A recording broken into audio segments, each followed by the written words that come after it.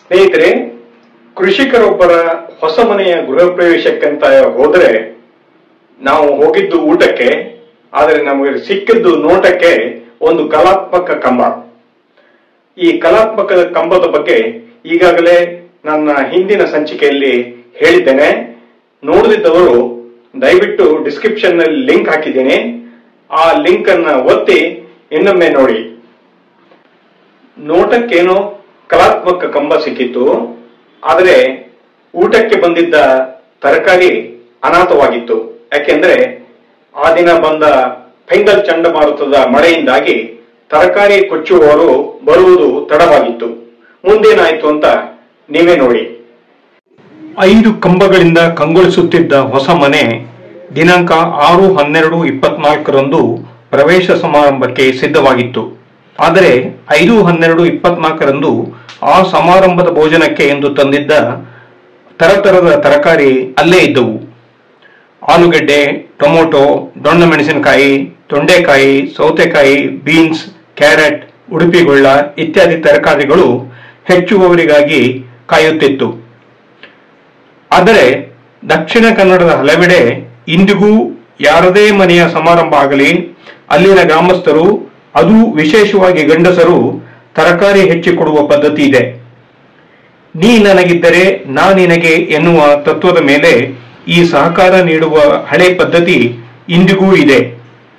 ಈ ಹೊಸ ಮನೆಯ ಯಜಮಾನ ಎಲ್ಲರ ಮನೆಯ ಕಾರ್ಯಕ್ರಮಕ್ಕೂ ತರಕಾರಿ ಹೆಚ್ಚಲು ಹೋಗುವವರು. ಆದ್ದರಿಂದ ಇವರ ಮನೆಗೂ ಇತರರು ಬರುವವರಿದ್ದರು. ಆದರೆ ಸಾಯಂಕಾಲ ಬಂದ ಮಳೆ ನಿಲ್ಲುವ ಸೂಚನೆ ಕೊಡದೆ ಸುರಿಯುತ್ತಿತ್ತು.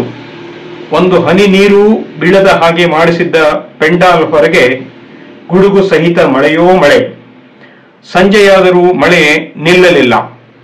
ಆದರೆ ಮಳೆಯಲ್ಲಿಯೇ ಒಬ್ಬೊಬ್ಬರಾಗಿ ತಮ್ಮ ವಾಹನಗಳಲ್ಲಿ ಬಂದರು. ನಂತರ ಕೆಂಪು ಹಾಸಿನ ಮೇಲೆ ನೀಲಿ ಹಾಸು ಹಾಕಿಕೊಂಡು ಸಾಲಾಗಿ ಕುಳಿತರು.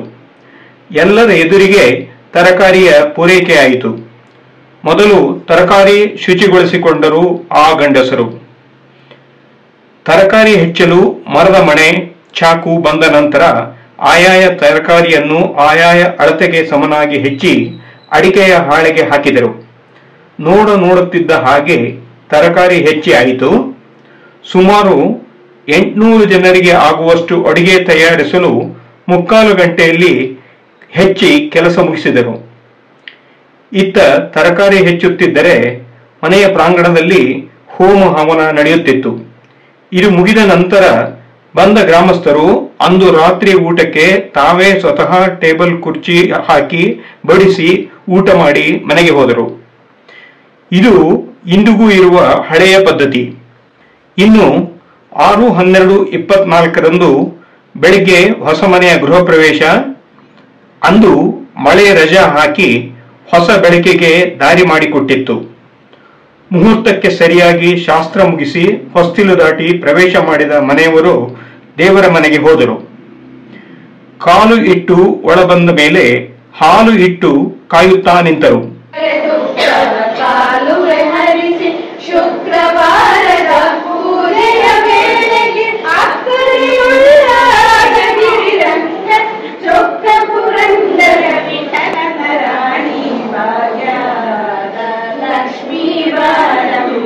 ಹಾಲು ಉಕ್ಕಿದ ನಂತರ ಸಂತಸ ಉಕ್ಕಿ ಬಂತು.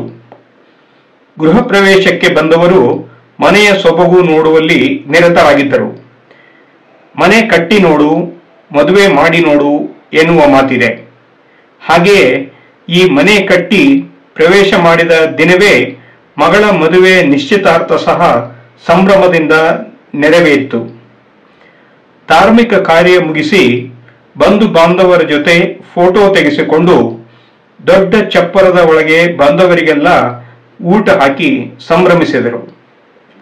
ಗ್ರಾಮೀಣ ಪ್ರದೇಶದಲ್ಲಿ ಆಧುನಿಕ ಸೌಲಭ್ಯ ಹೊಂದಿದಂತಹ ಮತ್ತು ಹಳೆಯ ನೆನಪನ್ನ ನೆನಪಿಸುವಂತಹ ಒಂದು ಕಲಾತ್ಮಕ ಕಂಬದ ಹೊಸ ಮನೆಯ ಗೃಹ ಪ್ರವೇಶಕ್ಕೆ ನಾವು ಹೋದಾಗ 2 ವಿಶಿಷ್ಟ ಸಂಗತಿಗಳು ಸಿಕ್ಕಂತೆ ಆಯ್ತು.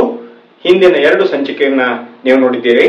ಹಾಗೆ ಇಂತಹ ವಿಷಯಗಳನ್ನ ಮುಂದೂ ಸಹ ಕಾಯುತ್ತಾ ಇರಿ. ಈ ಸಂಚಿಕೆ ನಿಮಗೆ ಇಷ್ಟವಾಯ್ತಲ್ಲ, ಒಂದು ಲೈಕ್ ಕೊಡಿ. ಹಾಗೆ ಈ 2 ಸಂಚಿಕೆಗಳ ಮಾಹಿತಿಯನ್ನ ಇತರರಿಗೆ ದಯವಿಟ್ಟು ಶೇರ್ ಮಾಡಿ. ಅದರ ಜೊತೆಯಲ್ಲಿ ನಿಮ್ಮ ಮುಕ್ತ ಅನಿಸಿಕೆಗಳನ್ನ ಕಮೆಂಟ್ ಬಾಕ್ಸ್ ಅಲ್ಲಿ ಹಾಕಿ. ಹಾಗೆ ನನ್ನ ಚಾನೆಲ್ಗೆ ಸಬ್ಸ್ಕ್ರೈಬ್ ಸಹ ಮಾಡಿ. ಮುಂದಿನ ಸಂಚಿಕೆಗಾಗಿ ಕಾಯಿರಿ. ಧನ್ಯವಾದಗಳು.